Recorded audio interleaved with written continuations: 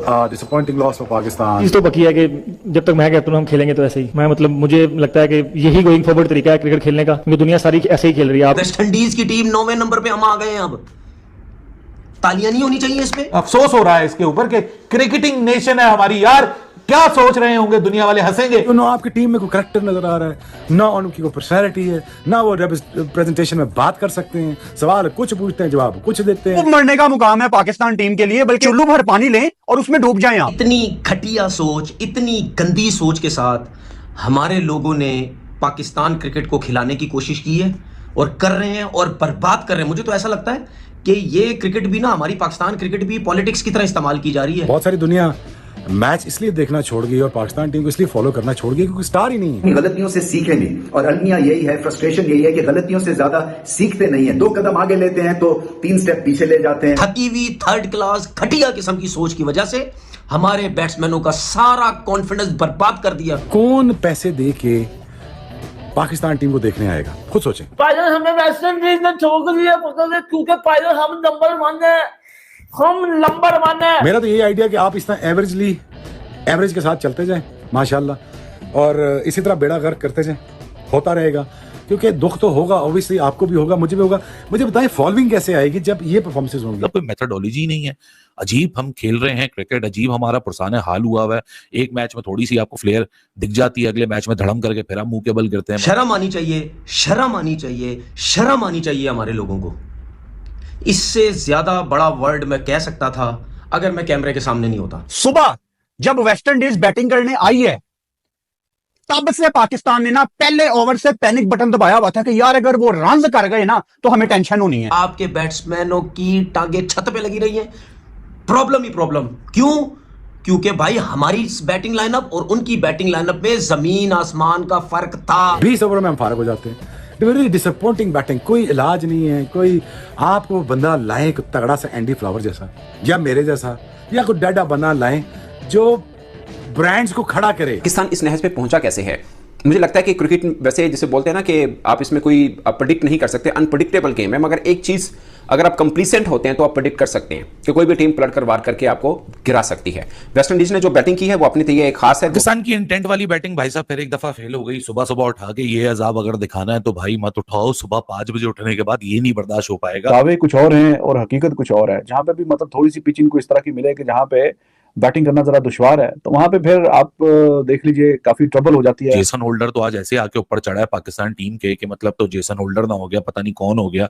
हमने तो हमारा ऐसा लगने लगा कि हमारी कैपेसिटी। तो पाकिस्तान वर्सेस वेस्ट इंडीज का मैच चल रहा था और वेस्ट इंडीज ने T20 में पाकिस्तान को रगड़ के रख दिया। पहला मैच पाकिस्तान जीता था, दूसरा मैच वेस्ट इंडीज ने जीता है। और इनके जो बड़े बड़े बॉलर थे हसन अली और शाहिन शाह अफरीदी, सबकी हालत खराब कर दी मार मार के। 1 विकेट मिला है शाहिन शाह अफरीदी को, सोचिए 4 ओवर में इसको 32-33 रन पड़े हैं। और वहीं पर हसन अली को 4 ओवर में 50 रन मारा है वेस्ट इंडीज के खिलाड़ियों ने। तो पाकिस्तान का मीडिया बौखला गया है इस मार से।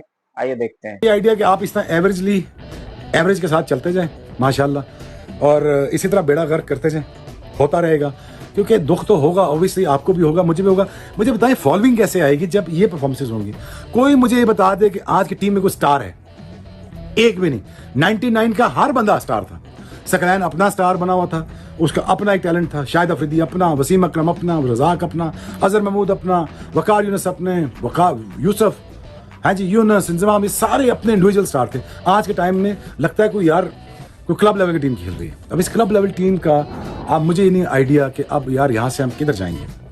तो अब आप ये पता नहीं, सिर्फ T20 खेलना आपको पसंद है तो T20 पाकिस्तान ने खेला भाई। तो T20 में भी 150 करते हैं, 200 करते हैं, आज भी वही करते हैं। 20 ओवर में हम फारग हो जाते हैं।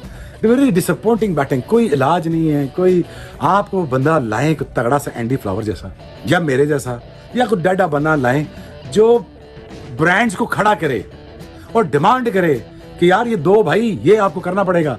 इस तरह बॉलिंग होगी, इस तरह बैटिंग होगी, इस तरह आप रोटेशन ऑफ द स्ट्राइक करोगे, इस तरह आप बॉलर के पीछे पड़ेंगे, आप इस तरह खेलोगे क्रिकेट, ये आपका रन रेट होगा, आप इस तरह स्ट्राइक करोगे। हमारे स्ट्राइक रेट देख लो, हमारे रिक्वायर्ड रन रेट देख लो, कोई पता नहीं, कख नहीं पता करना कैसे। पाकिस्तान की इंटेंट वाली बैटिंग भाई साहब फिर एक दफा फेल हो गई। सुबह सुबह उठा के ये अजाब अगर दिखाना है तो भाई मत उठाओ। सुबह 5 बजे उठने के बाद ये नहीं बर्दाश्त हो पाएगा। अपने इमोशंस पे कंट्रोल बंदा किस तरह रख पाएगा। मतलब यार ना ऊपर कुछ ना नीचे कुछ, बस 20 में 2 इनिंग्स हैं। मतलब सलमान अली आगा वो भी इतना माशाल्लाह से मनूस और स्लगिश स्टार्ट था, और उसके बाद 15 बॉलों में 15 रन। हसन नवाज वो तो उसको 3 बॉलें शेपर्ड की मिल गई जिसके ऊपर उसने बैक टू बैक छक्के मार दिए। तो यहाँ थोड़ी सी उसकी रिस्पेक्टफुल बैटिंग आपको नजर आ रही है। अल्लाह माफ करे यार, तोबा तोबा तोबा। मतलब मैं मानता हूँ कि विकेट स्लो है, मैं मानता हूँ कि आउटफील्ड स्लगिश है, मैं मानता हूँ कि विकेट से कोई ज्यादा पेस नहीं है, लेकिन हमारा भी तो कोई एफर्ट हो ना। हम तो विकेट, मतलब मैं पिछले 2 सालों से यही बात दोहराता आ रहा हूं अपनी टीम के लिए कि हमारे पास कंडीशन बेस्ड प्लेयर हैं। आप इनको फट्टा विकेट दे दो तो ये चल जाते हैं, अगर आप इनको मुश्किल विकेट दे दो तो इनसे बल्ला नहीं उठता। मतलब जेसन होल्डर तो आज ऐसे आके ऊपर चढ़ा है पाकिस्तान टीम के कि मतलब तो जेसन होल्डर ना हो गया, पता नहीं कौन हो गया। हमने तो हमारा ऐसा लगने लगा कि हमारी कैपेसिटी खत्म हो गई है बैटिंग और बैटिंग करने की। हमको समझ ही नहीं आ रहा कि क्या विकेट है, कहाँ हमने स्कोर करना है। मतलब बस ब्लॉक है या तो छक्का मारने की, मतलब एरियल रूट जाना है या तो फिर ब्लॉक करना है। There is nothing in between यार। मतलब इतनी सेंसलेस क्रिकेट, इतनी सेंसलेस क्रिकेट के आज तो फ्रस्ट्रेट हो गया था मैं कि ये कैसे फेस गुजारे हम। मतलब पावर प्ले तो एक अपनी जगह एक अलग ही बात है, लेकिन पावर प्ले के बाद मिडिल ओवर्स में जो थोड़ा सा बिल्टअप हुआ नीचे आके फिर वो फेलियर हो गया। अगर आप स्कोर कार्ड उठा के देखें तो आपको ऊपर एक फखर जमान की रन बॉल इनिंग्स दिख रही है डबल डिजिट्स के अंदर, और सिर्फ सलमान अली आगा और हसन नवाज डबल डिजिट के अंदर दिख रहे हैं। मतलब इतना भी नहीं होता कि स्लगिश विकेट के ऊपर आप बिल्कुल ही लेट जाओ और बिल्कुल ही स्लगिश हो जाओ। ये स्लगिश विकेटें तो पार्ट एंड पार्सल है। माइक हेसन निकल के बाहर क्या बोलेंगे कि फिर एक दफा स्लगिश विकेट मिल गई। मतलब पावर प्ले में 24 पे 3, 24 फॉर 3 इन पावर प्ले। उसके बाद पावर प्ले से रिकवर करके हम 10 ओवर में 57 पे पहुंचे। 15 ओवर पे हमने थोड़ी सी बेहतरी 110 पे पहुंचे, लेकिन आखिरी फिर डेथ ओवर्स के अंदर हम डीरेल हो गए सिर्फ 23। यानी हमने पावर प्ले में 24 रन बनाए, डेथ ओवर्स में हमने 23 रन बनाए। दावे कुछ और हैं और हकीकत कुछ और है। जहां पे भी मतलब थोड़ी सी पिच इनको इस तरह की मिले कि जहां पे बैटिंग करना जरा दुश्वार है, तो वहां पे फिर आप देख लीजिए काफी ट्रबल हो जाती है। हमने बांग्लादेश में भी यही कहानी देखी। हमने इस मैच की ये वाली जो पिच है आज जहां पे मैच हो रहा है, इसमें भी शुरू में अगर कोई तरीका होता है खेलने का, पावर प्ले में आप 24 रन करेंगे, 3 खिलाड़ी आउट। मतलब कितनी भी डिफिकल्ट पिच, इतनी भी नहीं है। एंड पे देखें हिटिंग वगैरह ठीक हुई है। ये 150-55 रन यहाँ पे करते तो ठीक, अच्छा मैं समझता हूँ कि कुछ फाइट अच्छी हो सकती थी, लेकिन वेस्ट इंडीज ने they gave them nothing, 133 run.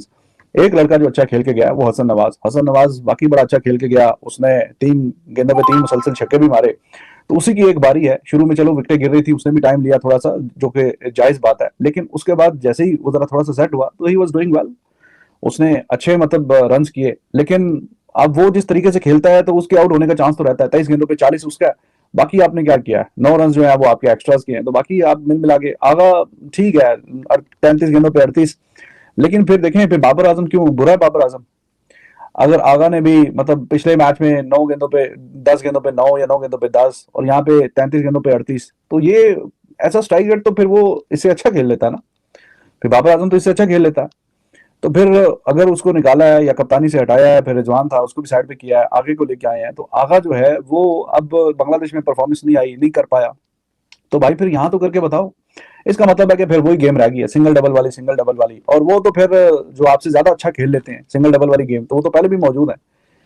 और आपने दावे किए हुए हैं कि हमने अग्रेसिव क्रिकेट खेलनी है, हमने तगड़ी क्रिकेट खेलनी है, हमने चढ़ के क्रिकेट खेलनी है। बेशक तो दोस्तों इसमें कोई दो राय नहीं, पाकिस्तान की टीम एकदम घटिया और थर्ड क्लास है, क्योंकि इनको जो भी जिस कंट्री से भी खेलते हैं इनको ठोक देता है। पहले बांग्लादेश ने ठोक दिया और उसके बाद में अब वेस्ट इंडीज ने ठोक दिया। इनका फिटनेस भी इनकी देखो तो एकदम टट्टी है।